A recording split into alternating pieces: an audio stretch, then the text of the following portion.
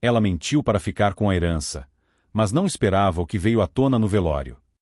Naquela tarde, o silêncio dentro da sala era pesado. Não era um silêncio de paz, era um silêncio de desconforto. As pessoas falavam baixo, evitavam se encarar por muito tempo, como se todos sentissem que havia algo errado, mas ninguém soubesse exatamente o que. O caixão estava posicionado no centro, cercado por flores simples. Do jeito que Dona Alzira sempre gostou, sem exagero, sem ostentação. Uma vida inteira de simplicidade, encerrada da mesma forma. Mas, ao redor dela, a simplicidade não estava presente. Havia tensão, havia expectativa. E, em alguns olhares, havia desconfiança. Dona Alzira não foi apenas uma mãe. Foi o tipo de mulher que sustentou uma família inteira com firmeza. Depois que ficou viúva, ainda jovem, precisou assumir tudo sozinha. Criou os filhos com disciplina, ensinou o valor do trabalho e nunca permitiu que faltasse respeito dentro de casa. Ela não aceitava mentira.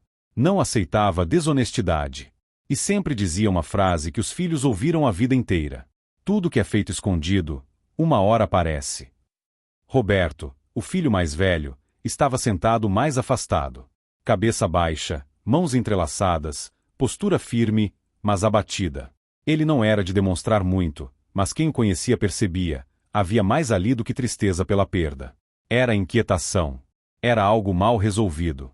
Nos últimos meses, ele vinha observando mudanças que não faziam sentido. Pequenas coisas no comportamento da mãe. Decisões que ela nunca tomaria sozinha. Assuntos que ela evitava. E, principalmente, a presença constante da irmã. Cláudia estava ali, próxima ao caixão, recebendo cumprimentos. Bem vestida, postura controlada, expressão de tristeza medida, quase ensaiada. Para quem olhava de fora, era a filha dedicada que cuidou da mãe até o fim. Mas Roberto sabia que não era tão simples assim. Cláudia sempre teve um jeito diferente. Desde mais nova, buscava facilidade, evitava esforço e se incomodava com limites. Enquanto Roberto construía a vida com constância, ela vivia de decisões impulsivas, relacionamentos instáveis e uma necessidade constante de manter aparência. Com o tempo, acabou se afastando da família. Visitava pouco. Ligava menos ainda. Até que, de repente, voltou. E voltou diferente. Atenciosa demais. Presente demais. Interessada demais. No início, Dona Alzira ficou feliz. Era a filha que estava distante, agora ali, por perto. Cozinhando, ajudando, resolvendo coisas da casa.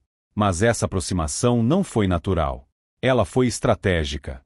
Cláudia começou a assumir responsabilidades que nunca foram dela. Levava a mãe ao banco. Organizava documentos. Falava com advogados. Dizia que era para facilitar as coisas. Sempre com pressa. Sempre com justificativas prontas. E, curiosamente, sempre quando Roberto não estava. Quando ele questionava, a resposta vinha rápida.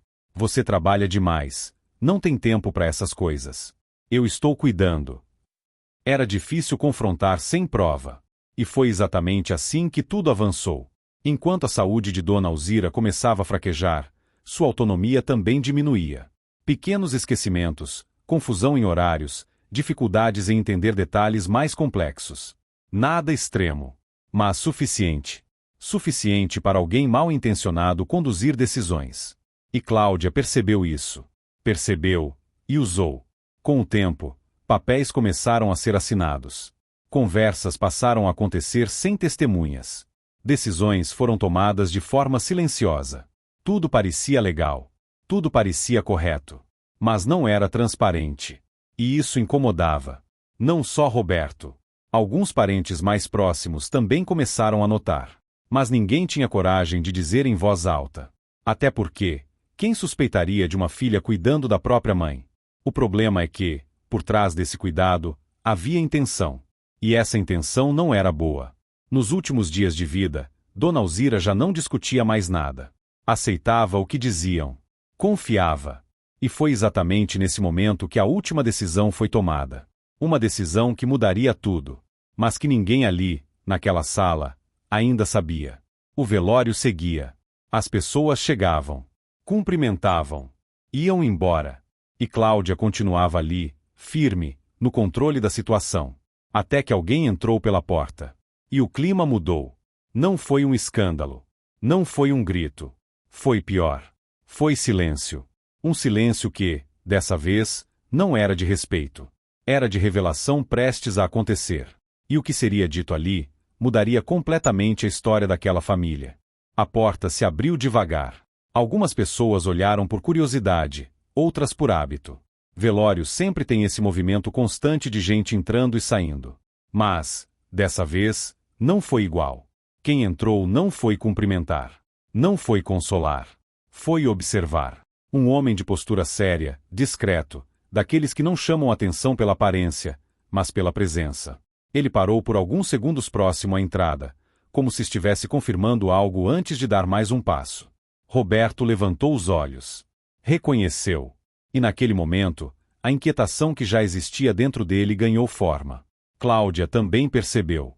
E, pela primeira vez desde o início do velório, sua expressão mudou. Foi rápido, quase imperceptível, mas mudou. O homem não se aproximou do caixão imediatamente. Caminhou até Roberto primeiro. Cumprimentou com respeito. Disse poucas palavras, em tom baixo. Ninguém ao redor conseguiu ouvir. Mas deu para perceber uma coisa. Aquilo não era uma visita comum. Enquanto isso, Cláudia manteve a postura. Continuou recebendo as pessoas, como se nada estivesse acontecendo. Mas seus olhos, de tempos em tempos, buscavam a cena à distância. Ela estava atenta. Porque, no fundo, ela sabia que havia risco.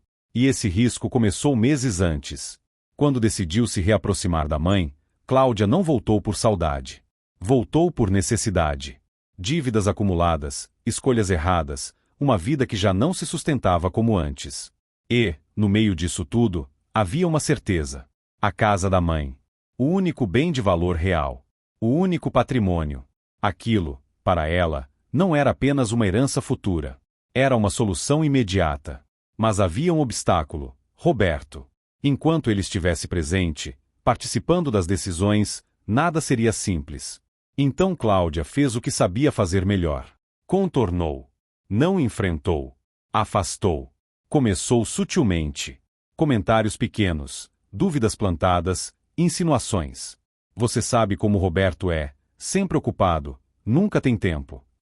Ele não entende essas coisas de banco, de documento. Deixa que eu resolvo, mãe, é mais fácil. E assim, pouco a pouco, foi criando um cenário onde ela era necessária. E ele, dispensável. Com o tempo, Dona Alzira passou a confiar mais nas orientações da filha que estava ali presente do que no filho que, apesar de correto, aparecia menos por causa do trabalho. Não por falta de amor, mas por realidade. E Cláudia usou isso. Os primeiros documentos foram simples. Autorizações básicas. Depois vieram procurações. Depois, decisões mais importantes. Sempre com uma explicação rápida. Sempre com urgência.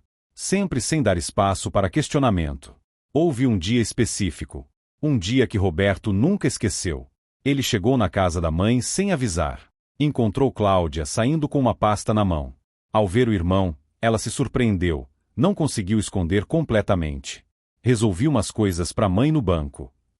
Simples. Direto. Sem detalhe. Roberto perguntou o que era. Ela respondeu com impaciência. Coisa normal. Você complica tudo. E foi embora. Naquele dia, algo ficou claro para ele. Mas ainda não havia prova. E sem prova, qualquer acusação seria só conflito. E Dona Alzira, já fragilizada, não precisava disso. Então ele fez o que muitos fazem nessa situação. Esperou. Observou. E orou para estar errado. Mas não estava. Meses depois, a saúde de Dona Alzira piorou de forma mais rápida. Internações curtas, exames, cansaço constante. A lucidez ainda existia, mas já não era a mesma. E foi nesse período que Cláudia acelerou tudo. O que ainda estava indefinido, foi definido. O que ainda dependia de confirmação, foi resolvido. E quando Dona Alzira faleceu, tudo já estava, aparentemente, organizado. Pelo menos, no papel.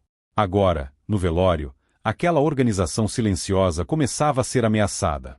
O homem que havia chegado, e que agora conversava com Roberto, não estava ali por acaso. Ele sabia de algo. E, ao terminar a conversa, fez apenas um gesto discreto com a cabeça. Como quem diz: é agora. Roberto respirou fundo. Olhou na direção da irmã. E, pela primeira vez, levantou. Roberto caminhou devagar. Sem pressa, sem levantar a voz, sem chamar atenção desnecessária. Mas havia firmeza nos passos. Não era impulso, era decisão. Cláudia percebeu antes mesmo dele chegar perto. Ela conhecia o irmão. Sabia que, quando ele tomava uma atitude assim, não era por emoção. Era porque algo já estava claro dentro dele. Ainda assim, manteve a postura. Continuou onde estava. Quando Roberto parou à sua frente, por alguns segundos nenhum dos dois falou nada. Quem estava mais perto começou a perceber o clima mudar. Conversas foram diminuindo. Olhares discretos começaram a se voltar para eles. Então Roberto falou, em tom baixo. A gente precisa conversar. Cláudia respondeu na mesma hora, controlada. Agora não é o momento. Resposta rápida. Preparada. Como alguém que já esperava aquilo. Mas Roberto não recuou. É exatamente por isso que é agora. Curto. Direto. Sem espaço para desvio. Cláudia respirou fundo, olhou ao redor, forçou um semblante de calma e disse: Você quer fazer cena aqui? A tentativa era clara, inverter a situação. Fazer parecer que ele estava sendo inconveniente. Mas não funcionou. Eu não quero cena. Eu quero verdade. Essa frase foi suficiente. O silêncio ao redor aumentou. Algumas pessoas já estavam claramente prestando atenção. Não havia gritaria, não havia escândalo, mas havia tensão real. Cláudia cruzou os braços. Pela primeira vez, a segurança dela começou a falhar, ainda discreta, mas visível para quem observava com atenção. Você está insinuando que? Roberto não respondeu de imediato. Olhou por um instante para o caixão. Depois voltou a olhar para a irmã. Que você escondeu coisas. E que agora isso vai aparecer. Não foi acusação aberta. Mas também não foi dúvida. Foi afirmação. Nesse momento, o homem que havia chegado mais cedo se aproximou. Parou ao lado de Roberto, sem invadir, mas deixando claro que não era apenas uma conversa de família. Cláudia olhou para ele. Reconheceu. E ali, não deu mais para esconder. O que ele está fazendo aqui? A pergunta saiu mais rápida do que o controle permitia. Roberto respondeu. Fazendo o que deveria ter sido feito desde o começo. Agora não havia mais volta. O homem abriu a pasta que trazia consigo. Movimento simples, mas pesado. Dentro, havia documentos. Não muitos, mas suficientes. Eu tentei resolver isso antes, disse ele, com calma. Mas não tive retorno. Cláudia tentou interromper. Isso não é lugar para isso. Mas ele continuou, sem elevar o tom. A senhora assinou um documento de transferência de bens poucos dias antes do falecimento da sua mãe. Algumas pessoas mais próximas se entreolharam. Agora já não era mais uma conversa comum. Era algo sério. Cláudia reagiu rápido. Eu cuidei dela. Eu resolvi o que precisava. Está tudo legal. A palavra legal saiu firme. Como se isso encerrasse a questão. Mas o homem respondeu na mesma calma. Legal no papel. Talvez. Pausa curta. Mas não legítimo. Essa palavra pesou. Mais do que qualquer acusação direta. Cláudia tentou manter o controle. Você está me acusando de quê? Exatamente. E foi nesse momento que Roberto deu um passo à frente. Sem agressividade. Mas sem recuo. De fazer a mãe assinar coisas que ela não entendia mais. Silêncio. Agora completo. Ninguém mais fingia que não estava ouvindo. Cláudia abriu a boca para responder. Mas parou. Por um segundo. Um único segundo. E esse segundo foi suficiente para entregar. Porque quem está seguro, responde na hora. Quem não está, hesita. E todos viram. O homem então retirou um dos documentos da pasta. Não levantou. Não exibiu. Apenas olhou para Cláudia e disse. Isso aqui foi assinado 3 dias antes dela falecer. Outra pausa. E existem registros que colocam em dúvida a condição dela naquele momento. Agora não era mais suspeita. Era início de prova. Cláudia sentiu. Tentou reagir. Vocês estão distorcendo tudo. Eu estava cuidando dela. Roberto respondeu, firme. Cuidar não é tomar. Curto. Direto. Irrefutável naquele contexto. O ambiente já estava completamente diferente. O velório havia deixado de ser apenas uma despedida. Tinha se transformado em um ponto de revelação. Mas aquilo ainda era só o começo. Porque havia algo que nem Roberto sabia completamente. E que ainda não tinha sido dito. O homem fechou a pasta com calma. Olhou ao redor. E disse: isso pode ser resolvido aqui, ou pode ir mais longe. A escolha estava feita. Faltava apenas Cláudia perceber que ela já não estava mais no controle. Cláudia tentou recuperar o controle. Endireitou a postura, ajeitou a roupa, respirou fundo. Por fora, ainda buscava manter a imagem de quem estava sendo injustiçada. Mas por dentro, já sabia que a situação tinha saído do que ela podia controlar. Isso é absurdo, disse ela, agora um pouco mais firme. Minha mãe confiava em mim. O homem não respondeu de imediato. Apenas abriu novamente a pasta, com calma, como alguém que não precisa convencer, apenas mostrar. Confiava, sim, disse ele. Mas confiança não substitui lucidez. A frase caiu pesada. Não houve discussão. Não houve resposta rápida. Porque aquilo não era opinião. Era um ponto técnico. Ele retirou o outro documento. Aqui está o laudo médico da última internação. Algumas pessoas mais próximas se inclinaram discretamente, tentando entender melhor. Não por curiosidade vazia, mas porque, naquele momento, todos perceberam que estavam diante de algo sério. A partir dessa data, continuou ele, já existem registros claros de comprometimento cognitivo, confusão, lapsos de memória e dificuldade de compreensão. Cláudia interrompeu. Isso não prova nada. Agora a voz subiu um pouco. Não era mais controle. Era defesa. Prova o suficiente para questionar qualquer decisão tomada nesse período, respondeu ele, sem alterar o tom. Silêncio novamente. Roberto permaneceu quieto, observando. Cada palavra confirmava o que ele sentiu por meses, mas não conseguiu provar. Cláudia então tentou mudar a estratégia. Mesmo assim, eu não fiz nada escondido. Mas dessa vez, foi Roberto quem respondeu. Fez, sim. Sem elevar a voz. Sem hesitar. Porque se não fosse escondido, eu teria participado. Simples. Direto. Sem espaço para argumento. Cláudia olhou para ele com irritação. Você nunca estava presente. Era a tentativa final de inverter. Mas Roberto não cedeu. Estar ausente não te dá direito de decidir tudo sozinha. Outra frase que não deixava margem. O homem então puxou o ponto mais delicado. Existe mais uma coisa. Agora o ambiente já não era só tenso. Era denso. Pesado.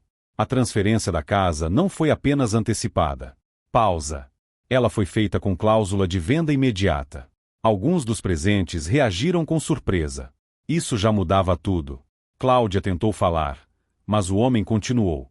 Ou seja, a intenção não era apenas receber a herança. Pausa curta. Era transformar em dinheiro o mais rápido possível. Agora não havia mais como suavizar. Aquilo revelava intenção. E intenção muda completamente a leitura da situação. Roberto fechou os olhos por um instante. Não era raiva. Era confirmação.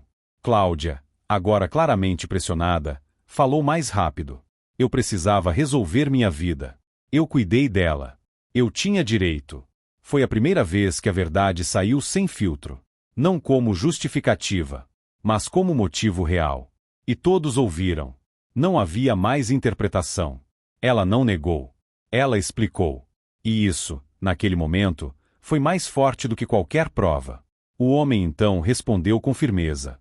Cuidado não compra direito. Silêncio. Total. Agora não havia mais espaço para defesa emocional. Só restava a realidade. Cláudia começou a perceber. Aquilo não ia parar ali. Não era apenas um conflito de família. Era algo que poderia ter consequência legal. E mais do que isso, consequência moral. Porque tudo aquilo estava acontecendo ali. Diante de todos. No velório da própria mãe. E foi nesse momento que uma voz, até então calada, surgiu do fundo da sala. Eu preciso falar uma coisa. Todos se viraram. Era uma senhora mais velha. Parente próxima. Alguém que acompanhou de perto os últimos dias de Dona Alzira. E o que ela tinha para dizer? Não estava em documento nenhum. Mas podia mudar tudo. O silêncio que se seguiu à fala do homem da pasta era cortante. Cláudia tentava sustentar o olhar, mas o suor frio começava a brilhar em sua têmpora. Ela ia abrir a boca para lançar mais uma acusação contra Roberto, quando um som seco de madeira batendo no piso de cerâmica interrompeu qualquer pensamento. Toque, toque, toque. Era uma bengala. Do fundo da sala, onde as sombras eram mais densas, levantou-se a figura pequena e curvada de tia Odete, a irmã caçula de Dona Alzira. Odete sempre fora tia invisível, aquela que passava os dias no quarto de hóspedes tricotando em silêncio, quase fundindo-se ao mobiliário da casa. Cláudia sempre a ignorou, tratando-a como parte da decoração. Você sempre achou que eu não entendia nada, não é, Cláudia? A voz de Odete surgiu rouca, mas carregada de uma autoridade que ninguém ali conhecia. Cláudia tentou um sorriso nervoso. Tia, por favor, a senhora está confusa. É o cansaço. Confusa estava sua mãe, mas não por causa da idade, rebateu Odete, caminhando até o centro do círculo. Ela estava confusa porque não conseguia entender como a filha que ela tanto amou podia olhar nos olhos dela e mentir com tanta facilidade. Odete parou diante do caixão e apontou para o documento na mão do advogado. Eu estava lá naquela tarde de terça-feira, 3 semanas atrás. Você achou que eu estava cochilando, mas a porta estava entreaberta. Eu ouvi você dizendo para Alzira que Roberto tinha ligado, que ele estava com problemas financeiros graves e que a única forma de salvá-lo era assinando aquela autorização de venda urgente. Você usou o amor que ela tinha pelo filho para enganar uma mulher que já não conseguia ler as letras miúdas. Um murmúrio de choque percorreu os parentes. Roberto fechou os punhos, a mandíbula travada. A crueldade da mentira, usar o nome dele para extorquir a própria mãe, era um golpe que ele não esperava. Assina aqui, mãe, é pro bem do Beto, foi o que você disse, continuou Odete, com os olhos marejados de indignação. E quando ela perguntou por que ele não vinha pessoalmente, você disse que ele estava envergonhado demais para olhar na cara dela. Você quebrou o coração da sua mãe para conseguir uma assinatura. Cláudia sentiu o chão ceder. As máscaras de filha dedicada caíram todas de uma vez sob o olhar severo de Odete. Mas o golpe final ainda estava por vir. Só que você esqueceu de uma coisa, Cláudia, disse a tia, abrindo uma bolsa de crochê antiga. Alzira nunca foi boba. No momento em que você saiu daquela casa com a pasta debaixo do braço, comemorando a vitória, ela me chamou. Ela estava tremendo, mas a cabeça dela clareou num estalo de dor. Ela me disse, Odete, minha filha está com os olhos brilhando por dinheiro, não por cuidado. Me ajuda. Tia Odete retirou da bolsa um envelope pardo, lacrado com fita adesiva, e o estendeu para Roberto. Ela me fez jurar que eu só entregaria isso se você, Roberto, fosse confrontado. Ela sabia que você não deixaria o erro passar, mas ela queria garantir que você tivesse a arma certa na mão para se defender. Roberto pegou o envelope. O peso do papel parecia maior que qualquer outra coisa naquela sala. Dentro, não havia apenas palavras, mas a prova de que a simplicidade de Dona Alzira escondia uma sabedoria que Cláudia, em sua ganância, jamais foi capaz de mensurar. Roberto segurou o envelope pardo como se fosse o último elo físico com sua mãe. O velório, que antes era preenchido por sussurros de pesar, transformou-se em um tribunal de almas. Cláudia, encurralada entre o irmão, o advogado e o olhar fulminante de tia Odete, sentiu o ar da sala ficar rarefeito. Isso é um teatro. Ela explodiu, a voz subindo uma oitava, perdendo o tom ensaiado de luto. Uma velha confusa e um irmão que sempre teve inveja da minha liberdade tentando anular documentos legais. Eu tenho as assinaturas. Eu tenho o reconhecimento de firma. O que está no papel é o que vale. Roberto não gritou. Ele apenas abriu o envelope com uma calma que assustava mais que qualquer fúria. Lá dentro, havia uma carta manuscrita, uma chave de cofre bancário e um pequeno gravador digital de voz, aquele que Dona Alzira usava para não esquecer os horários dos remédios. Não são apenas papéis, Cláudia, disse Roberto, a voz carregada de uma tristeza profunda. É a voz dela. E a voz da verdade não precisa de reconhecimento de firma. Ele apertou o play. O chiado inicial do gravador foi substituído pela voz de Dona Alzira. Estava fraca, entrecortada por uma respiração cansada, mas a lucidez era absoluta, como um farol no meio de uma tempestade. Roberto, meu filho, se você está ouvindo isso, é porque o meu tempo acabou e a máscara da sua irmã ainda não caiu. Eu assinei o que a Cláudia queria. Assinei porque ela olhou nos meus olhos e disse que você estava passando fome, que ia ser preso por dívidas e que precisava da minha ajuda urgente. Eu assinei por amor a você, mas o meu coração de mãe Ele nunca se engana. Cláudia deu um passo atrás, batendo as costas na parede fria da capela.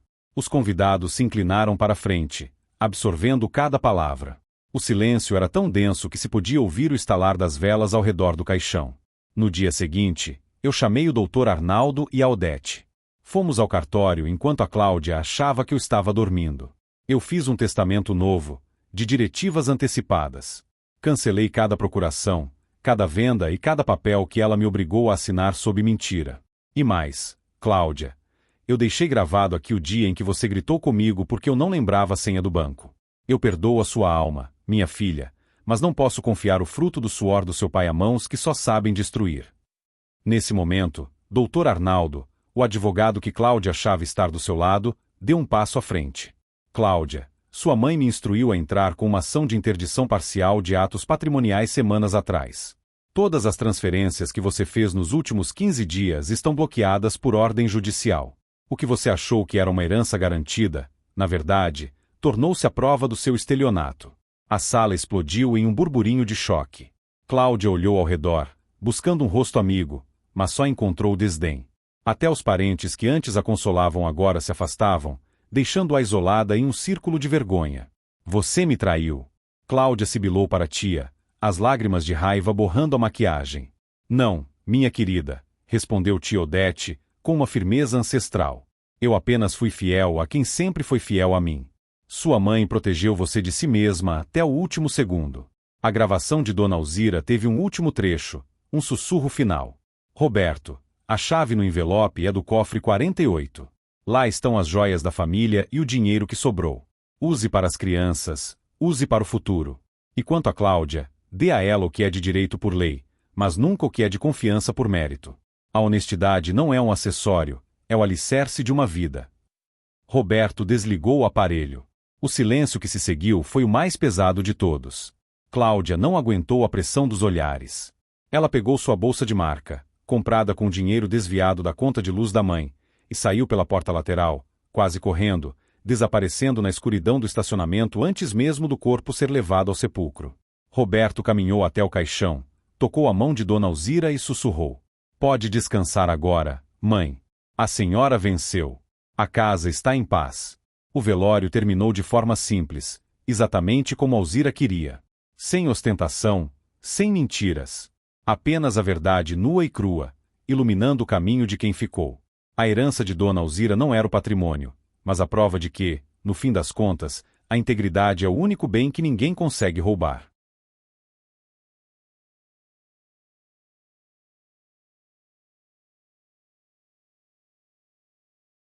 Se quiser acompanhar mais histórias emocionantes como essa, curta e se inscreva no canal.